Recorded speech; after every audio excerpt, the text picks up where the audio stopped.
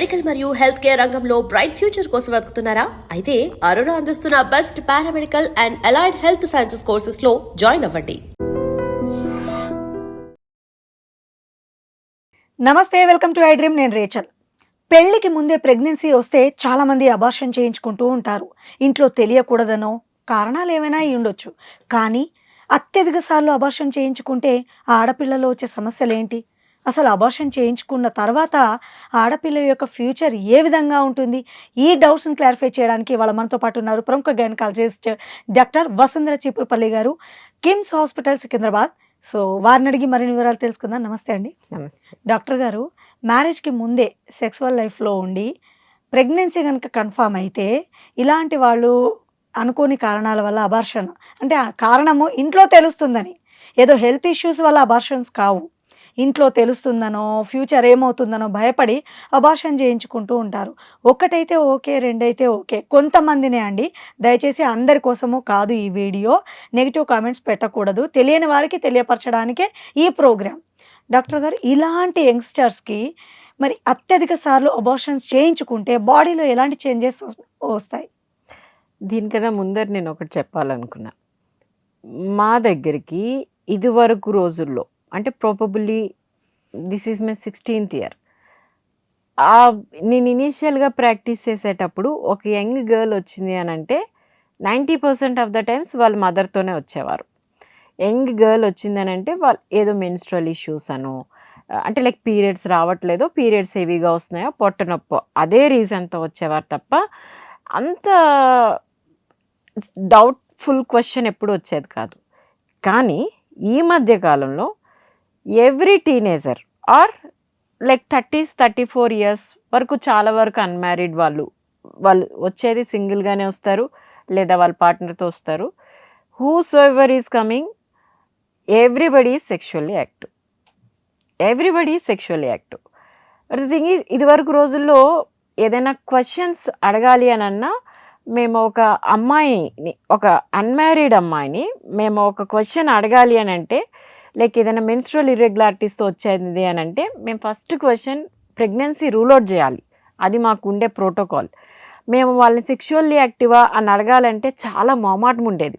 వాళ్ళు ఏమైనా అనుకుంటారేమో, అరే ఈ అమ్మాయి అనిపించటం లేదు అంటే లైక్ ఏమైనా ఫీల్ అవుతుందా, ఆ క్వశ్చన్ మాకు అడగాలన్నా కూడా చాలా హెసిడెంట్గా ఉండేది. వాళ్ళు కూడా మేము అడిగితే చాలా ఫీల్ అయ్యేటట్టు ఉండేవారు. కానీ ఇప్పుడు ఆ సిట్యువేషన్ మాకు అసలు రానే రాదు. మాకు చాలా కంఫర్టబుల్ లైఫ్ అయిపోయింది. Everybody who is coming to us, they themselves are they telling మేము sexually active. 14 years, 16 years, 34 years, nobody is అసలు ఫీలింగ్ షై. ఇది ఒక కైండ్ ఆఫ్ ఫ్రీడమ్ అని అనుకోవచ్చు, తప్పైతే లేదు. అది వాళ్ళ ఇష్టం, వాళ్ళ లైఫ్. కానీ being a doctor, being a responsible citizen to India, so what I suggest is be safe. Problem ఎక్కడొస్తుంది? మీ లైఫ్ మీ ఇష్టమే, ఎవరు కాదని అన్నారు. కానీ మనకి అన్ఫార్చునేట్లీ అబార్షన్స్ అనేవి కొన్ని ప్రాపర్గా లీగల్ ఉంటాయి, కొన్ని ఏమో ఇల్లీగల్ ఉంటాయి. ఓవర్ ద కౌంటర్ మెడికేషన్స్ ఉంటాయి. వాళ్ళు యాక్టివ్గా పోరు డాక్టర్ దగ్గరికి, లేదా ఇంట్లో చెప్పరు. సో డైరెక్ట్గా వాళ్ళకి ఏమి నాలెడ్జ్ ఉంటుంది, ఇంటర్నెట్ నాలెడ్జో, ఫ్రెండ్స్ నాలెడ్జో, ఇంకేదైనా నాలెడ్జో, వెళ్తారు, మెడిసిన్స్ వేసుకుంటారు, అబార్ట్ అయిపోయిందని అనుకుంటారు. But unfortunately they land up with a complication.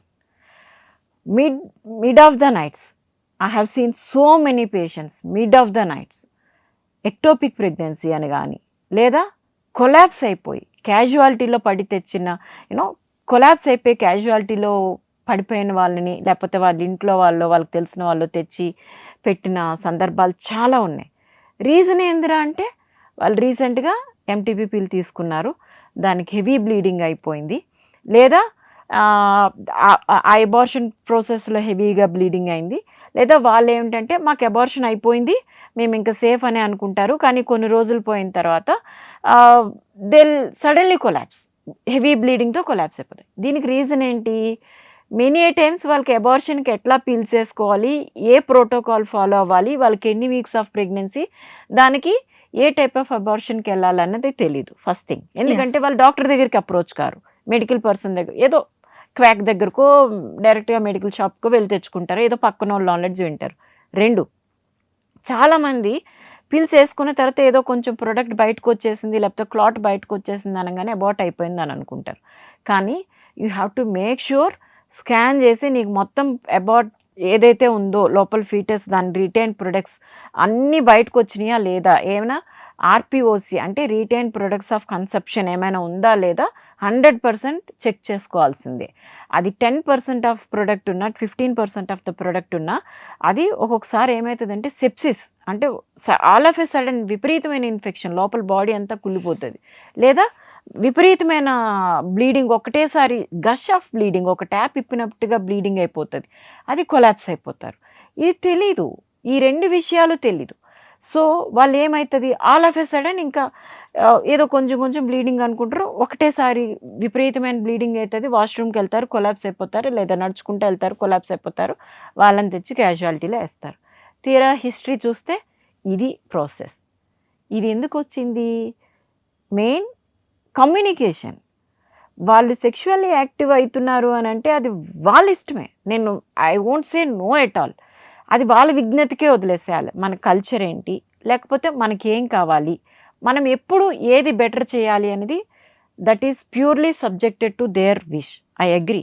కానీ ఒక ప్రాబ్లం వచ్చింది అని అంటే please seek a better opinion with a right person so that మీ లైఫే బాగుంటుంది.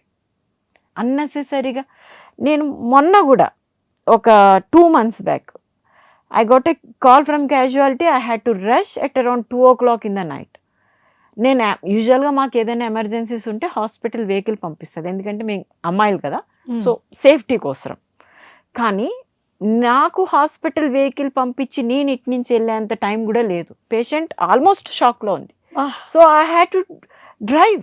నేను డ్రైవ్ చేసుకొని ఇమ్మీడియట్గా నేను డ్రైవ్ చేసుకొని హాస్పిటల్కి వెళ్ళేటప్పటికి అనెస్థీషియా ఇస్తే అప్పటికప్పుడు మొత్తం లోపల ఏదైతే ఉందో అదంతా క్లీన్ చేసి కంప్రెస్ చేసి యూట్రైన్స్ ఏదైతే యూట్రస్కి బ్లడ్ సప్లై చేస్తుందో అదంతా ఆపి చిన్న అమ్మాయి 24 years అమ్మాయి ఆమె ఎంతసేపటికి నేను అబార్షన్ పిల్ తీసేసుకున్నాను నాకు అబార్ట్ అయిపోయిందనే అనేసుకుంది. కానీ ఒక చిన్న క్లాట్ పాస్ అయితే ఆ తర్వాత కొన్ని రోజులు బ్లీడింగ్ అవుతుంది అన్న అపోహతోనే ఉంది. కాబట్టి ఆ బ్లీడింగ్ ఎందుకు అవుతుంది, ఒకసారి అబార్షన్ అయిపోయిన తర్వాత ఆ ప్రాసెస్తో అక్కడ ఆగాలి, బ్లీడింగ్ ఎందుకు అవుతుంది అన్నది ఆలోచించలేదు. పోనీ అట్లీస్ట్ అబార్షన్ అయిపోయిన తర్వాత అయినా డాక్టర్ దగ్గరికి వెళ్ళి నాకు కంటిన్యూస్గా బ్లీడింగ్ అవుతుంది ఈ విషయం చెప్పినా కొంచెం అయిపోతుంది. డాక్టర్స్ ఎవరు తిడతారు, కోప్పడతారు, ఎందుకమ్మా నువ్వు ఇట్లా చేసావు, లేకపోతే ఇంకొకసారి ఇట్లా చేయకు అంటారు తప్ప నేను మందులు ఇవ్వను, నేను నిన్ను పోలీసులకి ఇరికిస్తా, నేను మీ అమ్మ నాన్నలకు చెప్తా, లేకపోతే నీ పరువు తీస్తా అని ఎవ్వరు చెప్పరు. చెప్పరు. ఎందుకంటే నీ రైట్ ని రెస్పెక్ట్ చేస్తారు డాక్టర్. ఇప్పుడే నీ హెల్త్ గురించే చెప్తారు తప్ప వాళ్ళకేం అవసరం మీతో పంచాయతీ పెట్టుకోవడానికి. సో అట్లా వెళ్ళున్నా ఆమె సఫర్ అయ్యి ఉండేది కాదు. సో ఆ టైంలో మేము ఏం చేయాల్సి వచ్చింది, మొత్తం యూట్రస్కి బ్లడ్ సప్లై చేసే మొత్తం వెజల్స్ అన్నీ ఆపాల్సి వచ్చింది, యూట్రస్ని బాగా కంప్రెస్ చేయాల్సి వచ్చింది, ఆ ప్రొడక్ట్స్ అన్ని తీయాల్సి వచ్చింది, 3-4 days వెంటిలేటర్ పైన పెట్టాల్సి వచ్చింది అమ్మాయి. మై గాడ్, అంత సిట్యువేషన్. డాక్టర్ని కన్సల్ట్ చేస్తే సింపుల్ గా అయిపోయి ఏముంది, మహా అయితే తిడతారు. ఇప్పుడు ఆ రోజు డాక్టరే తిడతారు, ఈ రోజు మొత్తం మీ సొసైటీకి తెలిసిపోలే. బా, ఎంత డేంజర్ సిచ్యువేషన్కి తెచ్చుకున్నా మనమే కావాలని. అది 4 గోడల మధ్య అయ్యేది ఇప్పుడు 4 ఫ్యామిలీలకు తెలిసిపోయింది. మనమే మన పరువును ఊరికే తీసుకున్నట్లేదా? In case if you feel that is a kind of taboo, మనమే ఆపర్చునిటీ ఇచ్చిన వాళ్ళమైనా. సో అబార్షన్ అన్నది కూడా as if you are sexually active there are so many methods, barriers use చేసుకోవచ్చు. మీరు రిపీటెడ్గా సెక్షువల్ యాక్టివిటీ ఉంది, మీకు ప్రెగ్నెన్సీ వద్దనుకుంటే కాపర్ టీ వేసుకోండి. ఊరికే ఎవ్రీ టైం మందులు వేసుకోవడం, లేదా నేను I'm not comfortable with condoms, ఇట్లా బ్యారియర్స్ నాకు ఇష్టం లేదనుకుంటే కాపర్ టీ వేసుకోండి. మీరు ఎప్పుడు ప్రెగ్నెన్సీ కావాలనుకున్నారో అప్పుడు తీసేసేయండి. ఇవన్నీ రకరకాల సేఫ్ ప్రికాషన్స్ ఉన్నాయి. అవి మీరు డాక్టర్ దగ్గర వెళ్ళి అడిగితే కదా తెలుసుకునేది. వాళ్ళు చెప్తారు, మీకు ఆప్షన్స్ చెప్తారు, but at the same time warn చేస్తారు. ఎందుకంటే మనం రెస్పాన్సిబుల్ సిటిజన్స్ కదా. ఇట్ డజంట్ మీన్ దట్ మనం జడ్జి చేస్తున్నాము ఎదుటి వాళ్ళని అన్నదైతే కాదు. మనకి ఏదో వాళ్ళెవడు మన క్లాసులు చెప్పడానికి అట్లా అనుకునేదానికన్నా, మన లైఫ్ని మనమే రిస్క్లో పెట్టుకునే దానికన్నా దీనికి ఆప్షన్స్ ఇది, దీనికి ఆప్షన్స్ ఇది అని తెలుసుకొని మంచిగా ప్రికాషన్స్ తీసుకొని I purely agree, your life your choice, కానీ better be safe. You enjoy your life in a proper way, in a safe way, and do not risk yourself. Right. Doctor గారు, as a గైనకాలజిస్ట్గా మీరు చెప్పండి, మీ దగ్గరికి రెగ్యులర్గా ఎంతోమంది patients వస్తూ ఉంటారు. ఈ అబార్షన్ చేయించుకునే వాళ్ళ సంఖ్య అయితే పెరుగుతూ ఉంది రోజు రోజుకి, ఇప్పుడు మీరు చెప్పింది విన్నదాన్ని బట్టి చూస్తూ ఉంటే. అయితే ఒక అమ్మాయిలో దాదాపు ఎన్నిసార్ల కంటే అబార్షన్స్ ఎక్కువ అయితే ప్రాణానికి ముప్పు అంటారు? అబార్షన్స్ అనేవి ఏదో ఒకటోసారో రెండోసారో మనము అంటే లైక్ అవుతూ ఉంటాయి, మనం ఆ టైంలో అనుకోము. లైక్ అన్ప్రొటెక్టెడ్ ఇంటర్కోర్స్ అయింది, మనం చెక్ చేసుకోవటం లేట్ అయిపోయింది, ప్రెగ్నెన్సీ టెస్ట్ పాజిటివ్ వచ్చేసింది, ప్రెగ్నెన్సీ వచ్చేసింది. అప్పుడు ప్రాపర్గా ఒక గైడెన్స్ తీసుకొని అబార్షన్ ప్రాసెస్కి వెళ్తే పెద్ద కాంప్లికేషన్స్ ఉండవు. బట్ మనంతటి మన సెల్ఫ్ మెడికేషన్ కానీ ఈ క్వాక్స్ త్రూ వెళ్ళటం, ఇవన్నిటి వల్ల ఏమవుతుందంటే ఈ విపరీతమైన బ్లీడింగ్ రిలేటెడ్ ఇష్యూస్తోనో, సెప్సిస్ రిలేటెడ్ ఇష్యూస్తోనో ఇట్లా ఫ్రీక్వెంట్గా ల్యాండ్ అవుతూ ఉంటే నెక్స్ట్ ప్రెగ్నెన్సీ కావాలన్నా కూడా విపరీతమైన సఫరింగ్ వెళ్ళాల్సి వస్తుంది. సో యూట్రైన్ ఇన్ఫెక్షన్స్తో ట్యూబ్స్ బ్లాక్ అయ్యే ఛాన్స్ ఉంటుంది. ఈ రిపీటెడ్ క్యూరటేజెస్ అంటే డిఎన్సీలు చేయటం వల్ల యూట్రస్ నెక్స్ట్ ప్రెగ్నెన్సీ టేకప్ చేసే ఛాన్స్ చాలా తగ్గిపోయే ఉంటుంది. ఇలా రిపీటెడ్ ఇలాంటి అబార్షన్స్ వల్ల ఈ బ్లడ్ లాస్తో కూడా చాలా కాంప్లికేషన్స్కి సెట్ అయ్యే ఛాన్స్ ఉండొచ్చు. ఇది ఒక mental trauma and financial trauma, health trauma. దాని బదులు నేనేమంటానంటే మీరు ప్రొటెక్టెడ్ ఇంటర్కోర్స్కి వెళ్ళండి. మీరు ఏదో వన్స్ ఇన్ ఏ వైల్ చేస్తున్నారు, దట్ ఈజ్ ఓకే అంటే ఆ టైం వరకు టెంపరీ కాంట్రసెప్షన్కి వెళ్ళండి. లేదు, you are sexually active for a prolonged period and you do not want pregnancy, go for a safe methods like injections ఉన్నాయి, ఇంప్లాంట్స్ ఉన్నాయి. Simple 5 నిమిషాలు వెళ్ళి ఒక ఇంప్లాంట్ పెట్టించేసుకోవచ్చు. చాలా 5 minutes డివైస్. కాపర్టీ పెట్టడం కూడా 2-3 minutes పని. మన ఓరల్ కాంట్రసెప్టివ్ పిల్స్ ఉన్నాయి, బ్యారియర్స్ ఉన్నాయి, ఇట్లా రకరకాల సేఫ్ డివైజెస్ ఉన్నాయి. ఇవన్నీ వదిలిపెట్టి వాటి కోసం వెళ్ళకుండా మెడికల్ షాప్ కోసం అబార్షన్ పిల్ కోసం వెళ్తున్నారంటే మీ అంత ఫూలిష్ వాళ్ళు ఎవరు లేరని అర్థం. కానీ అమ్మాయిలు కొంతమంది తెలుసో తెలియక ఒక్కసారి తప్పు చేసిన ప్రెగ్నెన్సీకి గురైన వాళ్ళు తప్పు లేదు పాపం. అంటే లైక్ ప్రెగ్నెన్సీకి ఏం కావాలి? ఒక ఎగ్ కావాలి, ఒక స్పర్మ్ కావాలి, and 1 single course of act కావాలి. అది అన్ఫార్చునేట్లీ వాళ్ళకి అది ఓవులేషన్ అవుతున్న టైంలో వాళ్ళు ఆ ఇంటర్ కోర్స్ చేసినారనేది ప్రెగ్నెన్సీ వస్తుంది. దానికి సరే వచ్చేసింది, ఇమ్మీడియట్గా డాక్టర్ దగ్గరికి వెళ్ళండి. మీకు అది తెలియకుండానే జరిగిపోయింది.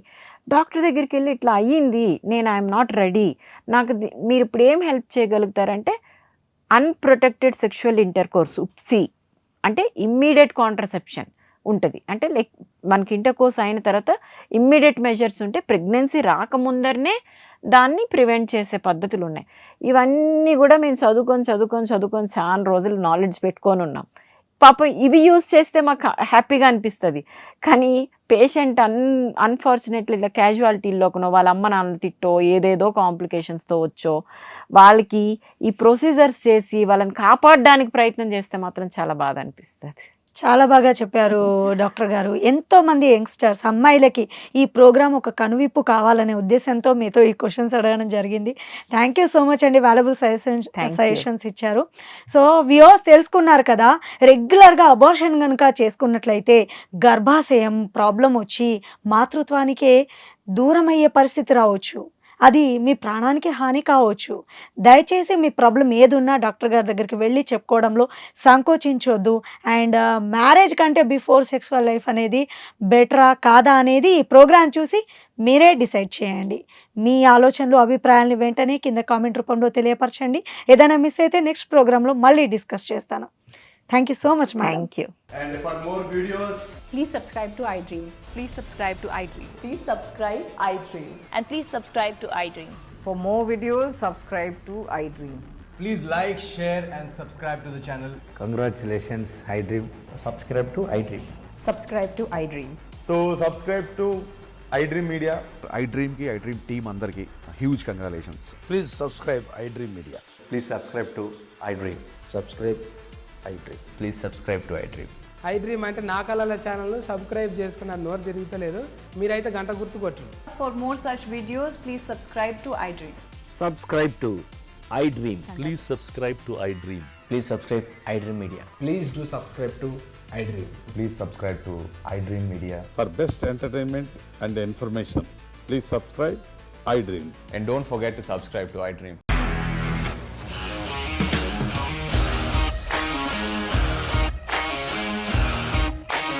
ఇండస్ట్రీలో కమిట్మెంట్ ఇష్యూస్ వస్తే నీకు కూడా వచ్చినట్టు మార్నింగ్ తీసుకెళ్ళాలంటే కొట్టి పడేస్తారు.